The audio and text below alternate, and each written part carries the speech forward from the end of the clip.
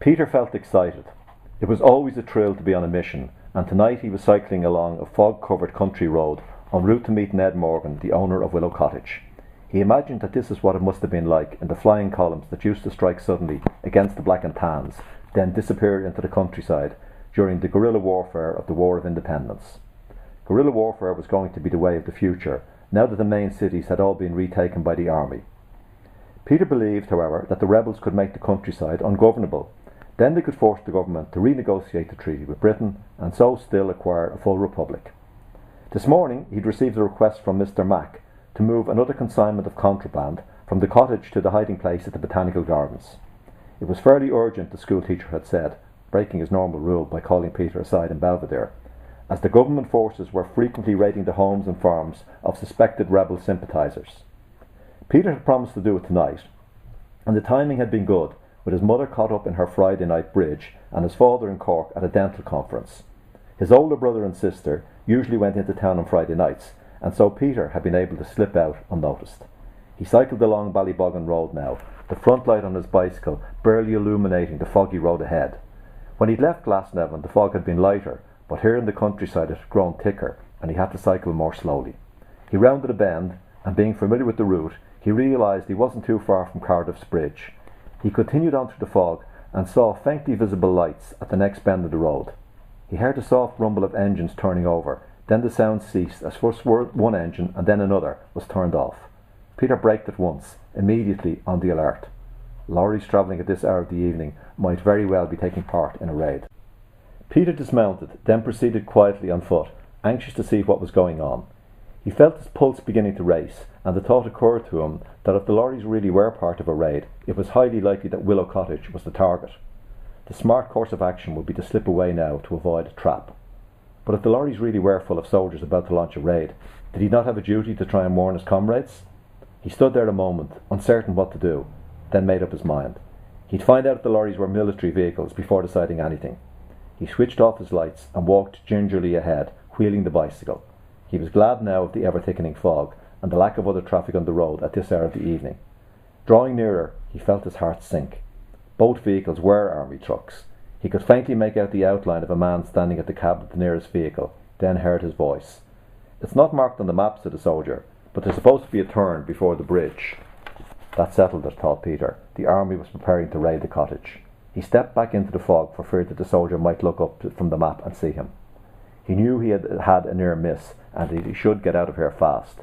If he fled now, though, the soldiers would catch Ned red-handed, with whatever weapons he had ready for Peter to take away.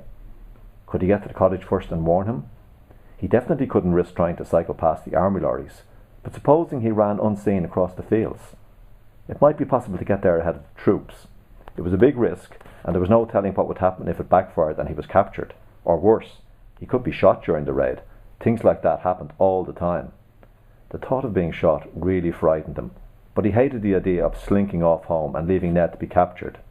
He weighed up his choices, then acted impulsively. Moving quickly but quietly, he wheeled the bicycle back to a gate he had passed.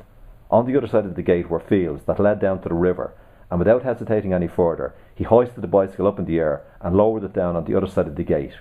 He swiftly climbed over the gate and slipped off the bicycle's front lamp. Then he hid the bike where he could retrieve it later, resting it out of sight behind the hedgerow. The fog was even thicker towards the River Talca, but Peter knew these fields well from his many picnics here. Using the bicycle lamp to pick out a route, he made his way down the sloping fields to the river as quickly as he could. He took care not to shine the light in the direction of the road, and prayed that the fog would prevent him from being spotted by the soldiers. Despite the cold night air, he was sweating, and the hair on the back of his neck stood on end when he thought of what it would be like to get a bullet in the back.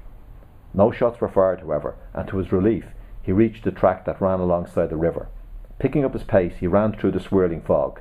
Even with the poor visibility, he knew exactly where he was now, and before reaching Cardiff's Bridge, he cut left across a pasture, quickly scaled the gate, and dropped down onto the road.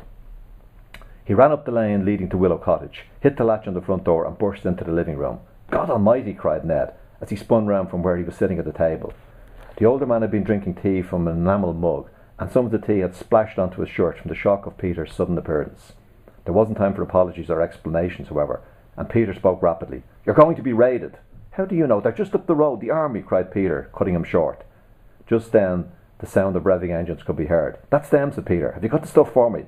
"Yes," said Ned, overcoming his initial shock and rising swiftly from the table. He went to a wicker basket full of sods of turf. He reached under the top sods and pulled out a package sealed with sacking and thrust it into Peter's hands. Peter could hear the sound of the trucks changing gear, and he knew they were coming down the nearby hill, but he forced himself not to panic. "Have you got anything else they shouldn't find?" he said. "No, that's it. You run out the back, through the barn. I'll brazen it out here." "Right. Good luck, son. Run like the wind." Ned opened the door of the kitchen, and Peter ran down a passageway, through another door, and into the barn. He heard the sound of the trucks pulling into the lane, then skidding to a halt at the front of the cottage. There were shouts and whistles being blown, but he concentrated on finding the rear door of the barn, using the beam from his bicycle lamp. He heard the sound of the cottage being kicked open just as he stepped out the back of the barn into the fog-enshrouded night. He was now on the side of the barn furthest from the cottage's front entrance, but he was still only a short distance away from the shouting soldiers. His heart pounded so heavily that his chest felt like it was going to burst, but he resisted the temptation to flee. Ned had said to run like the wind, but that wasn't possible in the fog, and running through the farmyard might well alert the soldiers, some of whom he heard fanning out and stepping around the cottage. Instead, he switched off the lamp and slowly stepped backwards into the shelter of an apple orchard. He eased back as deeply as he could into the apple trees, being careful not to snap any branches. Suddenly, two soldiers burst out the rear door of the barn, one of them carrying a lantern. Peter could make out the shape in the thick fog, but he hoped that by standing immobile in the dark and fog, he himself would not be seen. He heard angry voices from the cottage, then Ned cried out, presumably having been struck a blow. Peter hoped they wouldn't mistreat him any further, then his thoughts were turned to self-preservation. The soldier carrying the lantern was moving up the yard, drawing closer to Peter's hiding place. Peter's every instinct was to draw away, but he knew that any movement would be a mistake. Instead, he held his breath, hoping the soldier wouldn't spot him as he moved in the swirling mist. The soldier stopped. "Here, Paddy," he said. "Guess what I found?" Peter felt his mouth go dry. Was the man playing cat and mouse with him? "What is it?" said the other soldier. "Something that means we haven't wasted our time." "I can't see anything," said the second soldier. "I can, though." Peter felt his knees trembling and he pressed them together. "What is it?" repeated the first soldier. "Something you find in orchards. Apples." Peter watched in disbelief as the lantern holder plucked an apple off one of the trees and threw it through his friend. "Here," he cried laughingly, "spoils the war." Then he plucked another apple for himself, before both men turned away and headed back into the barn. Peter felt a wave of relief and he breathed out deeply but silently. Time to get out of here, he thought. He didn't like leaving Ned with the enemy soldiers, but the older man had said there was nothing illegal in the house, so he should be all right.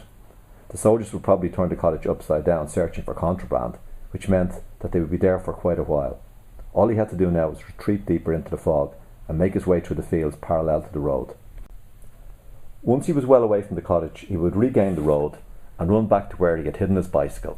All going well, he should be back in Glasnevin before the soldiers had to admit there was nothing to be found.